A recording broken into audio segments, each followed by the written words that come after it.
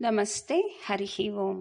ಗೀತಾ ಸಪ್ತಾಹದ 7 ದಿನಗಳಲ್ಲಿ ಪೂರ್ಣ ಭಗವದ್ಗೀತೆಯನ್ನು ಪಾರಾಯಣ ಮಾಡುವ ಈ ಕಾರ್ಯಕ್ರಮಕ್ಕೆ ಸ್ವಾಗತ.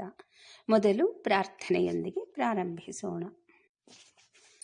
ರತ್ನಗರ್ಭ ಗಣಪತಿಂ ಸಮಾಶ್ರಯಾಮಿ ಸಂತತಂ ರತ್ನವಚನಗೇಯಮಾನ ನಿಜ ಚರಿತ್ರ ವೈಭವಂ ಭಿನ್ನದಂತಮಖಿಲದೇಹ ಸನ್ನುತಂ ದಯಾನ್ವಿತಂ ಪನ್ನಗೋಪವೀತಮಾಪನ್ನಪಾಲನಾಧರಂ ಕುವಲಯೇಶೇಖರಂ ಪ್ರಣವಮಯಸ್ವರೂಪಿಣಂ ಶಿವಸುತಮಿವ ವದನಮಖಿಲ ಭುವನ ಮಂಗಳಾಪ್ರದಂ ರತ್ನಗರ್ಭಗಣಪತಿಂ ಸಮಾಶ್ರಯಾಮಿ ಸಂತತಂ. ಶರಣು ಶರಣು ಗೀತಾ ಮಾತೆಗೆ, ಶರಣು ಶರಣು ಗೀತಾಚಾರ್ಯನಿಗೆ, ಶರಣು ಶರಣು ವ್ಯಾಸ ಮಹರ್ಷಿಗೆ, ಶರಣು ಶರಣು ಗುರು ಪರಂಪರೆಗೆ. ಶರಣು ಭಗವದ್ಗೀತಾ ಜನನಿ, ಶರಣು ಸಾಧಕ ಪಾವನಿ, ಶರಣು ಜ್ಞಾನ ಪ್ರಸಾರಿಣಿ, ಶರಣು ತತ್ವ ವಿಚಾರಿಣಿ. ಶರಣು ಶರಣು ಗೀತಾ ಮಾತೆಗೆ, ಶರಣು ತಾಮಸಹಾರಿಣಿ, ಶರಣು ದೈವಿ ಗುಣವರ್ಧಿನಿ, ಶರಣು ಧರ್ಮ ಪ್ರಚಾರಿಣಿ, ಶರಣು ಮರ್ಮ ಪ್ರಕಾಶಿನಿ. ಶರಣು ಶರಣು ಗೀತಾ ಮಾತೆಗೆ, ಶರಣು ಕಲಿಮಲನಾಶಿನಿ, ಶರಣು ಕವಿಜನ ತೋಷಿಣಿ, ಶರಣು ಭವಭಯನಾಶಿನಿ, ಶರಣು ಭಕ್ತಿ ಸೌಧಾಮಿನಿ. ಶರಣು ಶರಣು ಗೀತಾ ಮಾತೆಗೆ, ಶರಣು ಧ್ಯಾನಿ ಸುಗಂಧಿನಿ, ಶರಣು ಬ್ರಹ್ಮ ಸ್ವರೂಪಿಣಿ, ಶರಣು ಗೀತ ಸುಧಾವನಿ, ಶರಣು ಪರಸುಖದಾಯಿನಿ. ಶರಣು ಶರಣು ಗೀತಾ ಮಾತೆಗೆ, ಶರಣು ಶರಣು ಗೀತಾಚಾರ್ಯನಿಗೆ, ಶರಣು ಶರಣು ವ್ಯಾಸ ಮಹರ್ಷಿಗೆ, ಶರಣು ಶರಣು ಗುರು ಪರಂಪರೆಗೆ. ಈ ದಿನ 16, 17ನೇ ಅಧ್ಯಾಯಗಳು. ಆ ಅಧ್ಯಾಯಗಳಲ್ಲಿ ಏನೇನು ಇದೆ ಎಂಬುದನ್ನು ತಿಳಿದುಕೊಳ್ಳೋಣ. 16ನೇ ಅಧ್ಯಾಯ ದೈವಾಸುರ ಸಂಪದ್ವಿಭಾಗ ಯೋಗ. ಈ ಅಧ್ಯಾಯದಲ್ಲಿ ದೈವಿ ಆಸುರಿ ಸ್ವಭಾವಗಳು ಇವೆ. ಸತ್ಯಯುಗದಲ್ಲಿ ದೇವತೆಗಳು ಅಸುರರು ಬೇರೆ ಬೇರೆ ಗ್ರಹಗಳಲ್ಲಿ ಇದ್ದರು. ತ್ರೇತಾಯುಗದಲ್ಲಿ ಬೇರೆ ಬೇರೆ ದೇಶಗಳಲ್ಲಿ ದೇವತೆಗಳು ರಾಕ್ಷಸರು ಇದ್ದರು. ಲಂಕಾ, ಅಯೋಧ್ಯ ಉದಾಹರಣೆಗೆ. ದ್ವಾಪರ ಯುಗದಲ್ಲಿ ಒಂದು ಕುಟುಂಬದಲ್ಲಿದ್ದರು, ದುರ್ಯೋಧನ, ಪಾಂಡವರು. ಕಲಿಯುಗದಲ್ಲಿ ಪ್ರತಿಯೊಬ್ಬರ ಮನುಷ್ಯರ ಒಳಗಡೆ ದೈವಿ ಗುಣ, ಆಸುರಿ ಗುಣಗಳು ಇವೆ. ದೈವಿ ಗುಣಗಳು 26, ಆಸುರಿ ಗುಣಗಳು 6. 26 ದೈವಿ ಗುಣಗಳಿದ್ದರೂ 6 ಆಸುರಿ ಗುಣಗಳು ಹೆಚ್ಚಿನ ಪ್ರಭಾವವನ್ನು ಬೀರುತ್ತವೆ ಎಂಬುದನ್ನು ಹೇಳಿದ್ದಾನೆ ಪರಮಾತ್ಮನು. ನಮ್ಮ ಜೀವನದಲ್ಲಿ 3 ಆಯ್ಕೆಗಳಿವೆ. ನಾವು ಯಾವ ರೀತಿ ಮಾಡುತ್ತೇವೋ ನಮ್ಮ ಜೀವನ ರೂಪಿತವಾಗುತ್ತದೆ. ದೈವಿ ಗುಣ ಆಧ್ಯಾತ್ಮದ ಕಡೆ ಒಯ್ಯುತ್ತೆ. ಆಸುರಿ ಗುಣ ಮತ್ತೆ ಮತ್ತೆ ಈ ಭೂಮಿಯ ಮೇಲೆ ಹುಟ್ಟುವ ತರ ಮಾಡುತ್ತೆ ಮತ್ತು ನರಕಕ್ಕೆ ಕೂಡ ಹೋಗುವಂತೆ ಮಾಡುತ್ತದೆ. ನರಕಕ್ಕೆ 3 ದ್ವಾರಗಳು: ಕಾಮ, ಕ್ರೋಧ, ಲೋಭ. ನರಕದ ದ್ವಾರದಿಂದ ನಮ್ಮನ್ನು ನಾವು ಹೇಗೆ ಕಾಪಾಡಿಕೊಳ್ಳಬೇಕು ಅನ್ನುವುದು ಈ ಅಧ್ಯಾಯದಲ್ಲಿ ಇದೆ. ಪರಮಾತ್ಮನೊಡನೆ ಅಂತಿಮ ಏಕತೆ ಸಾಧ್ಯವಾಗುವುದು ಮೊದಲು ದೈವಿ ಗುಣಗಳು ಸಾಧಕನಲ್ಲಿ ಪ್ರಕಾಶಿಸಲು ಪ್ರಾರಂಭಿಸುತ್ತವೆ. ಅಸಂಖ್ಯಾತ ಲೌಕಿಕ ಕಾಮನೆಗಳನ್ನು ಪಡೆದು ಅದರ ತೃಪ್ತಿಗಾಗಿ ಭೋಗಗಳನ್ನು ಬೆಳೆಸಿಕೊಳ್ಳಲು ಬಯಸುವ ಆಸುರಿ ಗುಣಗಳು ಅಧ್ಯಾತ್ಮ ಸಾಧಕನು ದೂರೀಕರಿಸಬೇಕಾಗುತ್ತದೆ. ದೈವಿ ಪ್ರಕಾಶದಲ್ಲಿ ನಾವು ಹೊರಹೊಮ್ಮಬೇಕಾದರೆ ಆಸುರಿ ಗುಣಗಳ ವಿರುದ್ಧ ಮೊದಲು ಹೋರಾಡಲೇಬೇಕು. ಅಧ್ಯಾತ್ಮ ಸಾಧನೆಯಲ್ಲಿನ ಪ್ರಗತಿಯನ್ನು ಸಾಧಕನು ತನಗೆ ತಾನೇ ಅಳೆದು ನೋಡಿಕೊಳ್ಳಲು ದೈವಿ ಗುಣಗಳು ಬೇಕಾಗುತ್ತದೆ. ಎರಡು ಬಗೆಯ ಗುಣಗಳು ಹೋರಾಟ ನಡೆದೇ ಇರುತ್ತದೆ. ಇದೇ ಮಹಾಭಾರತ ಯುದ್ಧ. ದೈವಿ ಗುಣಗಳು ಬೆಳೆಸಿಕೊಳ್ಳುವುದರಿಂದ ಮುಕ್ತಿಯ ಹಾದಿ ಸುಲಭ. ಅವುಗಳನ್ನು ಪ್ರಯತ್ನಪೂರ್ವಕವಾಗಿ ಗಳಿಸಿಕೊಳ್ಳಬೇಕು. ದೈವಾನುಗ್ರಹ ಈ ಸಾಧನೆಯನ್ನು ಪೂರ್ಣಗೊಳಿಸುತ್ತದೆ.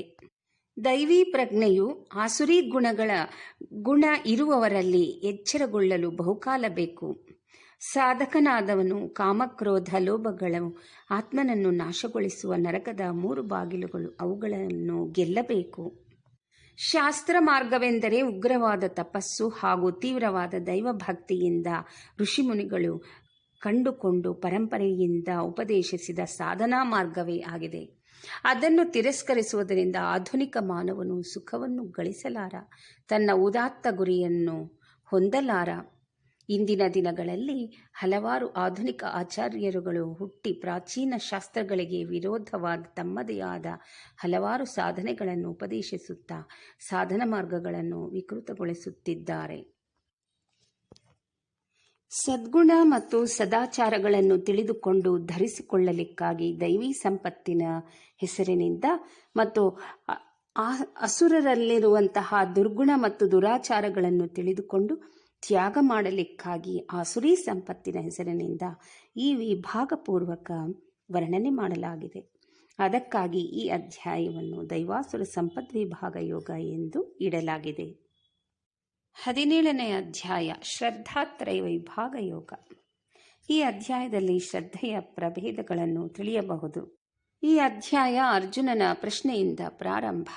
ಶಾಸ್ತ್ರಗಳನ್ನು ಅನುಸರಿಸದವರ ಗತಿ ಏನಾಗುತ್ತೆ ಎಂಬ ಪ್ರಶ್ನೆಯನ್ನು ಕೇಳುವನು ಅರ್ಜುನ. 3 ಗುಣಗಳಿಗೊಳಗಾಗಿ ತಮ್ಮ ಮನಸ್ಸಿಗೆ ಇಚ್ಛೆ ಪ್ರಕಾರ ಆಚರಣೆಯನ್ನು ಮಾಡುತ್ತಾರೆ. 3 ಗುಣಗಳಲ್ಲಿ ಆಹಾರ, ತಪ, ಯಜ್ಞ, ದಾನಗಳಿವೆ. ಓಂ ತತ್ಸತ್ಗಳು ಎಂದರೆ ಏನು ಅನ್ನುವುದು ತಿಳಿಸುತ್ತದೆ. ಯಜ್ಞ, ದಾನ, ತಪಸ್ಸು ಪರಮಾತ್ಮನಿಗೆ ಹೇಗೆ ಅರ್ಪಿಸಬೇಕು ಎಂಬುದನ್ನು ಈ ಅಧ್ಯಾಯ ತಿಳಿಸುತ್ತದೆ. ಶಾಸ್ತ್ರಗಳಲ್ಲಿನ ಪಾಲನೆ ಮಾಡಿದರೆ 3 ಗುಣಗಳಿಂದ ಪ್ರಭಾವಿತರಾಗುತ್ತಾರೆ. ಸತ್ವ, ರಜೋ, ತಮೋ ಗುಣದಿಂದ ಆದ ಆರಾಧನೆ ಯಾವುದು ಎನ್ನುವುದು ತಿಳಿಸುತ್ತದೆ. ಈ ಅಧ್ಯಾಯದಲ್ಲಿ ಪರಮಾತ್ಮನು 3 ಪ್ರಕಾರದ ಶ್ರದ್ಧೆಯನ್ನು ಹೇಳಿ ಶ್ರದ್ಧೆಗೆ ಅನುಸಾರವಾಗಿಯೇ ಪುರುಷನ ಸ್ವರೂಪವನ್ನು ಹೇಳಿರುವನು. ಮತ್ತೆ ಪೂಜೆ, ಯಜ್ಞ, ತಪ ಮೊದಲಾದವುಗಳನ್ನು ಶ್ರದ್ಧೆಯ ಸಂಬಂಧವನ್ನು ತೋರಿಸುತ್ತಾ ಶ್ರದ್ಧಾರಹಿತ ಪುರುಷರ ಕರ್ಮಗಳನ್ನು ಹೇಳುವನು. ಈ ಅಧ್ಯಾಯದಲ್ಲಿ ಬೇರೆ ಯಾವ ಅಧ್ಯಾತ್ಮ ಗ್ರಂಥದಲ್ಲೂ ದೊರೆಯದ ಅಂಶಗಳು ನಮಗೆ ನೀಡಲ್ಪಟ್ಟಿದೆ. ಅನೇಕ ಸಾಧಕರು ತಾವು ತಪಸ್ಸು, ದಾನ, ಉಪವಾಸ ಇತ್ಯಾದಿಗಳಲ್ಲಿ ತೊಡಗಿ ಆ ಕಾರಣದಿಂದ ಚಿತ್ತಶುದ್ಧಿಯನ್ನು ಗಳಿಸಿರುವುದಾಗಿ ಭ್ರಮೆಯಲ್ಲಿ ಮುಳುಗಿದ್ದಾರೆ. ಈ ಅಧ್ಯಾಯದಲ್ಲಿ ಶ್ರೀಕೃಷ್ಣನು ಎಲ್ಲ ಬಗೆಯ ಅಧ್ಯಾತ್ಮ ಸಾಧನೆಗಳನ್ನು ಗುಣತ್ರಯಗಳಿಗೆ ಅನುಸಾರವಾಗಿ 3 ವಿಭಾಗಗಳನ್ನು ವಿಂಗಡಿಸಿದ್ದಾನೆ. ಸಾಧಕನಿಗೆ ಅಗತ್ಯವಾದದ್ದು ಶಾಸ್ತ್ರದಲ್ಲಿ ಹಾಗೂ ಗುರುಪದೇಶದಲ್ಲಿ ಶ್ರದ್ಧೆ. ಅಂತಹ ಅಚಲ ಶ್ರದ್ಧೆಯು ಬೆಟ್ಟಗಳನ್ನೇ ಅಲುಗಿಸಬಲ್ಲದು. ಈ ಅಧ್ಯಾಯದಲ್ಲಿ ಎಲ್ಲ ಬಗೆಯ ವ್ರತ, ತಪಸ್ಸುಗಳು, ಯಜ್ಞ, ದಾನ, ತಪಸ್ಸು, ಆಹಾರ, ಓಂ ತತ್ಸತ್ಗಳ ಬಗ್ಗೆ ಸಾಧಿಸುವ ಬಗೆ ಇವೆ. ಆಹಾರ ಮಿತಿಯೊಂದೇ ಸಾಲದು. ಸೇವಿಸುವ ಆಹಾರ ಸಾತ್ವಿಕವಾಗಿದ್ದರೆ ಮಾತ್ರ ಅಧ್ಯಾತ್ಮ ಸಾಧನೆ ಸಾಧ್ಯ. ಸಾತ್ವಿಕ ಆಹಾರ ಅಡಿಗೆ ಆದ ನಂತರ 3 ಗಂಟೆ ಇರಿಸಿದ ಆಹಾರ ಸತ್ವಹೀನವಾಗಿ, ಅಶುದ್ಧವಾಗಿ, ದುರ್ವಾಸಿತವಾಗಿ, ಎಂಜಲಾಗಿ ತಾಮಸ ಆಹಾರವಾಗುತ್ತದೆ. ಶ್ರದ್ಧಾವಂತ ಸಾಧಕರು ಉಪ್ಪಿನಕಾಯಿ ಬಳಸುವುದಿಲ್ಲ. ಕಡೆಯಲ್ಲಿ ಭಗವಾನ್ ಶ್ರೀಕೃಷ್ಣನು ಒಂದು ಸುಂದರವಾದ ಮಂತ್ರವನ್ನು ಉಪದೇಶಿಸುತ್ತಾನೆ. ಅದರ ಜಪ ಹಾಗೂ ಅರ್ಥಪೂರ್ಣವಾದ ಮನನದಿಂದ ನಾವು ಗುರಿಯನ್ನು ಸಾಧಿಸಬಲ್ಲೆವು. ಆ ಮಂತ್ರ ಓಂ ತತ್ಸತ್. ಓಂ ಎಂದರೆ ಪರಮಾತ್ಮನನ್ನು ನಿಕಟವಾಗಿ ಸಂಕೇತಿಸುವ ಧ್ವನಿ. ಅದು ಸಾಕಾರ ನಿರಾಕಾರ ಸ್ವರೂಪವನ್ನು, ಸಮಸ್ತ ಜಗತ್ತನ್ನು ಒಳಗೊಳ್ಳುತ್ತದೆ. ತತ್ ಸೃಷ್ಟಿಯಿಂದ ನಿರ್ಲಿಪ್ತವಾದ ಪರಬ್ರಹ್ಮ. ಸತ್ ವಿಭಿನ್ನ ಅರ್ಥಗಳನ್ನು ಒಳಗೊಂಡಿದೆ. ಅದು ಪರಿಶುದ್ಧವಾದ ಇರುವು. ಯಜ್ಞ, ದಾನ, ತಪಸ್ಸು ಮುಂತಾದ ಪುಣ್ಯಕರ್ಮಗಳನ್ನು ಬೆಳೆಸಿಕೊಳ್ಳುವುದು ಎಂಬುದು ಅರ್ಥ. ಪರಮಾತ್ಮನು ಸದಾ ನಮ್ಮ ಆತ್ಮಸ್ವರೂಪವೇ ಆಗಿರುತ್ತಾನೆ. ಆದರೆ ಅವನು ನಮ್ಮ ಇಂದ್ರಿಯಗಳಿಗೆ, ಮನಸ್ಸಿಗೆ, ಬುದ್ಧಿಗೆ ಅತೀತನು. ಆದುದರಿಂದ ಅಂತಹ ಪ್ರಜ್ಞೆಯಿಂದಲೇ ಅನುಭವಿಸಲ್ಪಡಬೇಕಾದವನಾಗಿ ಇರುತ್ತೇವೆ. ಆದ್ದರಿಂದ ನಮ್ಮೆಲ್ಲ ಸಾಧನೆಗಳು ವೇದಗಳ ಆಧಾರದ ಮೇಲೆಯೇ ನಡೆಯಬೇಕು. ನಮ್ಮೆಲ್ಲ ಸಾಧನೆಗಳು ಶ್ರದ್ಧೆಯಿಂದ ಆರಂಭವಾಗಿ ಅನುಭವದಲ್ಲಿ ಪರ್ಯವಸನ ಆಗಬೇಕು. ಯಜ್ಞ ದಾನ ತಪಸ್ಸುಗಳು ಶ್ರದ್ಧೆಯಿಲ್ಲದೆ ಮಾಡಿದುದಾದರೆ ಇಹದಲ್ಲೂ ಪರದಲ್ಲೂ ಪ್ರಯೋಜನವಿಲ್ಲದೆ ನಿಷ್ಫಲವಾಗುತ್ತವೆ. ಶಾಸ್ತ್ರಗಳಲ್ಲಿ ಪಾಂಡಿತ್ಯವಿಲ್ಲದಿದ್ದರೂ ಸಾಧಕನು ತನ್ನ ಎಲ್ಲ ಕರ್ಮಗಳಲ್ಲಿ ಹಾಗೂ ಸೇವಿಸುವ ಆಹಾರದಲ್ಲಿ ಸತ್ವಗುಣ ಸಂಪನ್ನನಾದರೆ ಓಂ ತತ್ಸತ್ ಜಪಿಸುತ್ತಾ ಅದರ ಅರ್ಥವನ್ನು ಮನನ ಮಾಡಿದರೆ ನಿಶ್ಚಯವಾಗಿ ಮೋಕ್ಷವನ್ನು ಸಾಧಿಸಬಹುದು. 9ನೇ ಅಧ್ಯಾಯದಲ್ಲಿ ಸಕಲ ಕರ್ಮಗಳನ್ನು ಭಗವಂತನಿಗೆ ಅರ್ಪಣೆ ಮಾಡುವಂತೆ ಉಪದೇಶಿಸಿದ್ದಾನೆ. 17ನೇ ಅಧ್ಯಾಯದಲ್ಲಿ ಸಮರ್ಪಿಸುವ ಎಲ್ಲ ಕರ್ಮಗಳನ್ನು ಸಾತ್ವಿಕವಾಗಿರಬೇಕು ಎಂದು ಸೂಚಿಸಿದ್ದಾನೆ.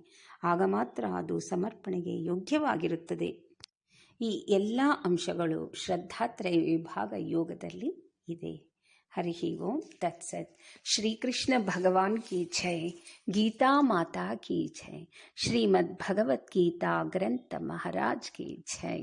ಶ್ರೀಕೃಷ್ಣ ಪರಬ್ರಹ್ಮಣಾರ್ಪಣಮಸ್ತು. ಶುಭಂ ಭವತ್.